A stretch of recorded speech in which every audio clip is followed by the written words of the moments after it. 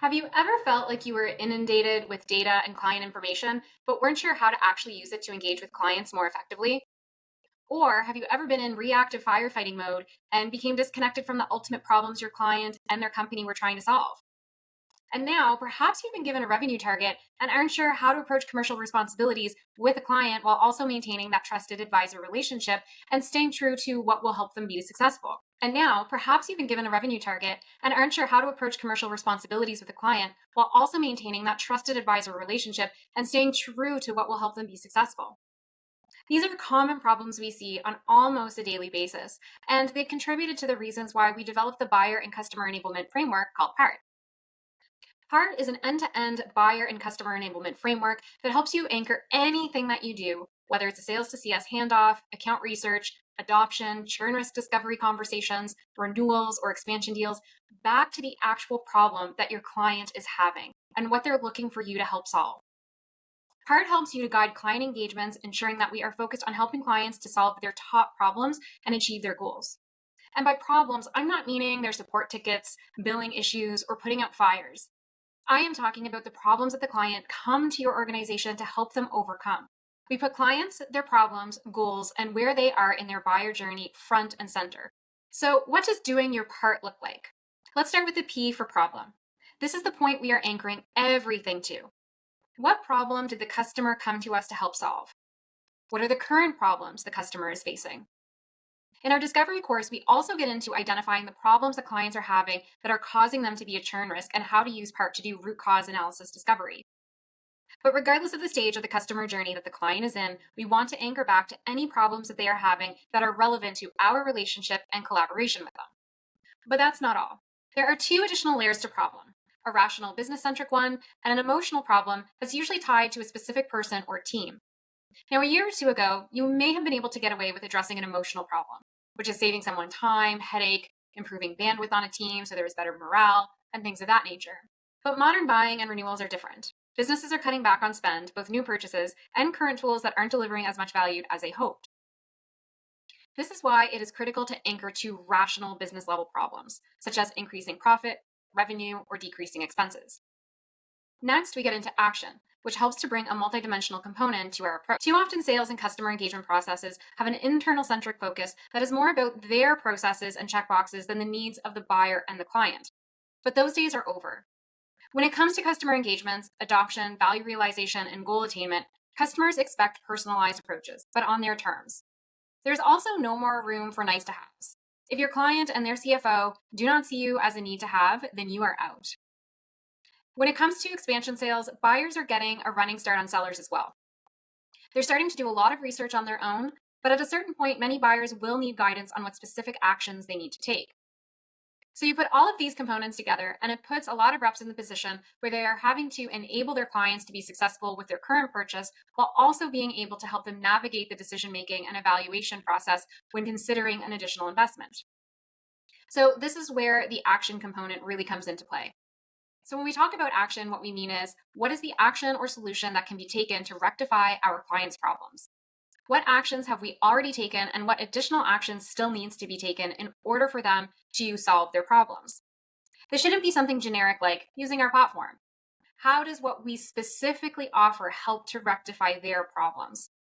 And remember, this is the client's adoption, renewal, and buyer process, not ours. So we need to understand what actions they've taken to solve this problem previously. And as we continue along the customer journey, we need to also understand what actions we've taken together, which is really important whenever there is any changes in hands between CSMs, AEs, or AMs. And we also need to understand the client's circumstances and how they are evolving. So with this in mind, what additional action do we need to take to stay relevant and evolve with them? When it comes to expansion sales and churn risks, we also need to identify what actions they've taken in their evaluation process. Remember, we should be meeting clients and buyers where they are and get an understanding of what stage they are in their evaluation process. This can also help to separate out bad fit customers that we don't have any hope in really saving, or tire kickers who aren't really serious about making an additional investment, from those who are truly invested in solving their problems that we can help. This will also help reps to guide the conversation from a standpoint that is helpful to the client while also progressing the conversation forward. It really comes down to what actions need to be taken in order for our work together to result in a win-win.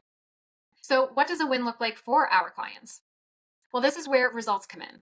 Now we need to understand what results the client is looking to achieve. So that's the R in part. What is the desired end result of solving the problem with our actions? Mirroring rational and emotional problems, it's best to have two layers to this as well, with a very concrete business problem being solved while also having an emotional problem that we are solving, as that is what really helps to get individual stakeholder buy-in. As our engagements with clients progresses, we need to understand what results we have accomplished so far. We also need to make sure that we are doing this at the individual level, the department level, and of course, the overall business level. In order to secure our renewals, we need to be able to address and demonstrate the results we have helped the client to achieve. These also need to be quantifiable. When it comes to expansion sales, we also need to align on the expanded results the client would be looking to achieve through their further investment. And again, this needs to be quantifiable too. And finally, we get to the T in part, which is trigger. And this pulls it all together. So why is it important to solve their problem with our action and achieve this result right now? And don't be fooled that your renewal date is necessarily the trigger. If a client is a churn risk, there could be a migration date that is actually the trigger event. Or there could be a deadline for establishing that the desired results have been achieved before budget gets reallocated. We also need to think of change management early on in the client engagement too. We've all heard or have experienced cases ourselves where a product was purchased, never to be used or adopted. To avoid this, we need to establish a trigger for each stakeholder that we need buy-in with as well. Why are they going to spend time learning our solution to help them solve a problem? Why them and why now? We can have a lot of conversations with clients who have problems and might even agree that our action and result do make sense. But if there is nothing driving them to act now, this could be the beginning of a failed renewal. When it comes to expansion sales, the same rule applies. They might agree our action and result make a lot of sense, but if there's nothing driving them to act now, then it's just a conversation and not an opportunity. So you may also have a methodology like MEDDIC, MEDDPICC, SPICED, or SPIN that you use internally. The great thing about PART is that it's methodology agnostic, and it can actually help you populate those methodologies while staying anchored to the customer and prospect focused challenges that we are solving. PART helps us to synthesize a vast amount of information that we all know we get during any sales or client engagement, and we simplify the complexity down. So you use a methodology like MEDDIC to qualify the commercial aspects of a renewal or expansion sale, while you use PART to prescribe, synthesize, and guide. So why else did we develop PART? Because sales and customer success has been treated as a one-dimensional linear process, but when it comes to the buyer's and client's perspective and reality of making decisions, it's not. We also need to be able to give reps a balance of process while also giving them the credit that they can think intelligently and guide buyers and clients effectively if we stop forcing them to march up and down a checklist and sales stages. PART helps to address all of this, and it allows for pattern recognition and the ability to replicate what works in enabling buyers and clients for closing deals and renewals. By putting PART in place, we are setting up our prospects, customers, and our reps up for success in our efforts for buyer and customer enablement, which ultimately lead to customers hitting their goals and us achieving our revenue targets.